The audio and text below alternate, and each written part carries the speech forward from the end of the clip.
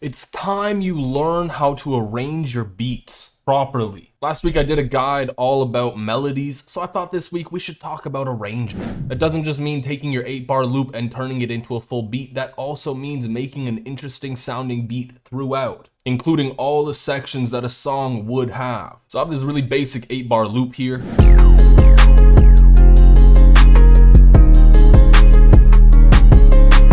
And we're gonna break down how to arrange your beats from start to finish using different techniques that I personally use in my beats all the time. So when you're going about arranging your beat, best thing to keep in mind is the most important sections. So for a song, that's usually gonna be the pre-chorus and the hook. That's gonna be the catchy part, that's what people sings along to. So to start out, I'm just gonna pick out what's going to be my most prominent melody component.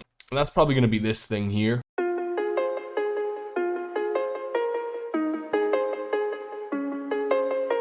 But on its own, it feels a little too empty and a little too plain, so I'm just gonna add in this little texture we have. And since this is my pre-chorus, I wanna start building up some kind of energy that's going to go into the drop and then lead into the hook. So I'm gonna throw in a few of my drums, not the kick, not the 808, I'm gonna keep it a little bit more chill.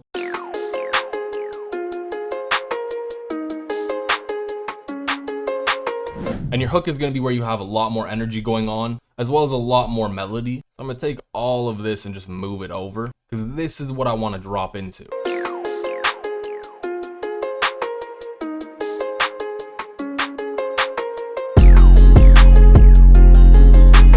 Now, one of the most important things in music is silence, because it builds up suspense and anticipation. So to really nail that drop down, I'm gonna cut out these drums for about a bar.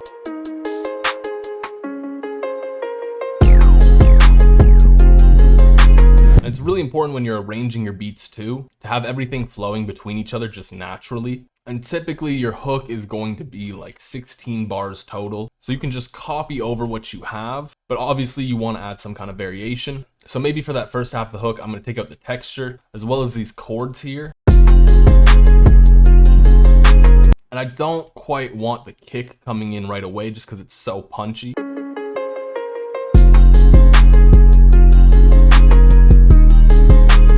And then in my hook here, I can even throw in like another drop into that more intense part of the hook. So for that, I could just maybe cut out the hi-hats for half a beat.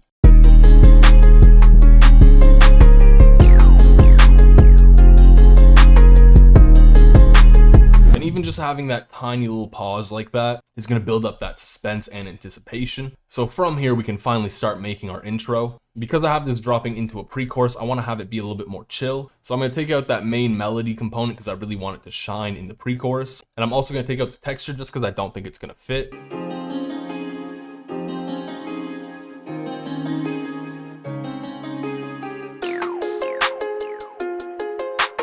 But if you really want to get saucy with your intro or any section in general, you can automate all sorts of effects. And to do that, all you need to do is just add an effect, go to your mix channel, and then right click on one of these knobs and press create automation clip. And you can just shape these however you want. So for me, I have this note being played in one of the melodies in the intro, and I want to accent that a little bit more. So I'm going to end the automation right when that note comes in, and that's going to make it feel a little bit more impactful.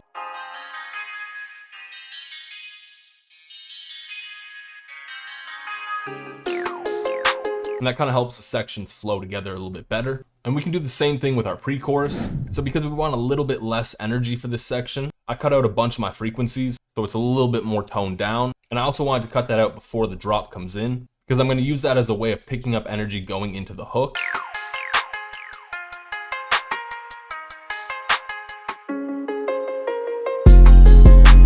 And it's really important with your effects to remember that you're trying to create a vibe. So if it sounds good, it is good. So after my hook, I usually like to add in some kind of verse. And for the verse, we want to kill off a lot of energy. But since we're coming from this high energy section, it's a little bit trickier to do this in a way that makes sense. So you can really just start scaling back your melody. So I'm going to take out some of these more dense components like the texture and the chords. And I'm going to really dumb my drums down. So I'm just going to have the 808, the clap, the hi-hats, and that's going to be it.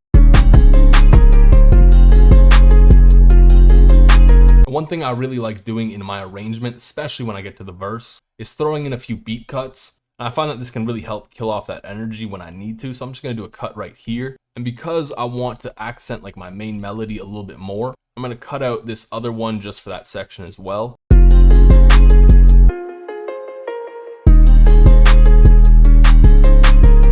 And usually your verse is also going to be 16 bars long. So for this next bit of my verse, I kind of want to make it a little bit more chill. So I'm going to maybe focus just a bit more on the chords. And I really want my percussive elements to kind of shine through. So I'm going to throw in the clap, the perk, all that good stuff.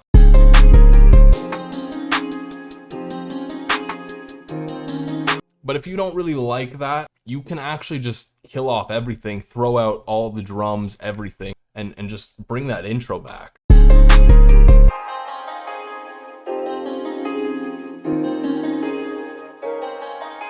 But you still want to differentiate that from your actual intro. So I'm going to throw in, I guess, my hi-hats. And it feels a little bit empty as just the hi-hats, so I'm going to throw in my clap too.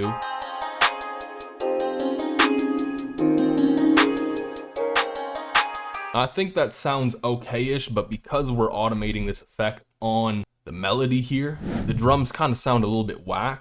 So I want to automate an effect on the drums as well. And I kind of want to go for like that underwater vibe. So I'm just going to use the simple triangle low pass LFO preset. And it's really important if you do use this preset in Fruity Love Filter, you turn down the resonance. Otherwise it will sound like doo-doo. I'm just going to automate that over this same section.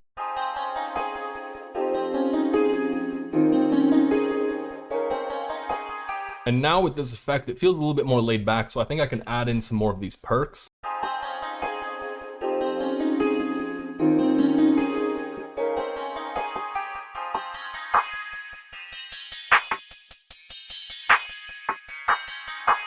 Again, we can repeat this same pre-chorus, that's totally fine. But if you feel like your beat is lacking some variation, you can switch this up by maybe just pitching this down an octave.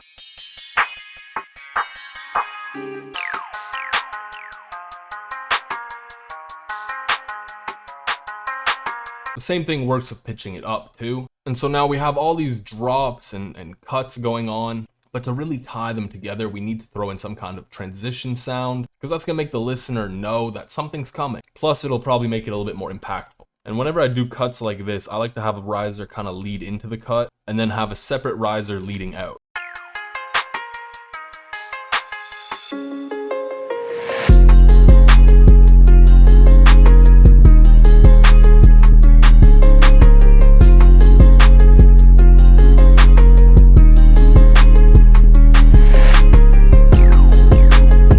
Now you've got a beat, everything's kind of laid out, but you don't really know how to end your beat off. There's a lot of different ways you can do this. One way I like to go about it is I like to have the hook come back in, and then to end it, I'm going to copy the second half of the hook over. I want to start it out a little bit more calm, and I want to do a cut right here.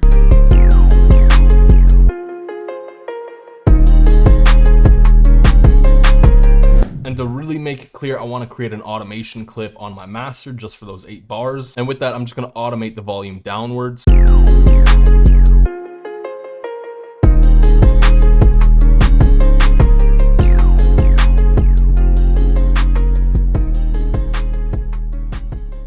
And that's really the basics of arrangement, because it pretty much just boils down to building up energy and killing it off, and keeping in mind which sections are going to have more energy and which sections are going to have less. If you want to do something a little bit more advanced with your arrangement, you can have an intro that builds up a lot more energy and goes right into the drop.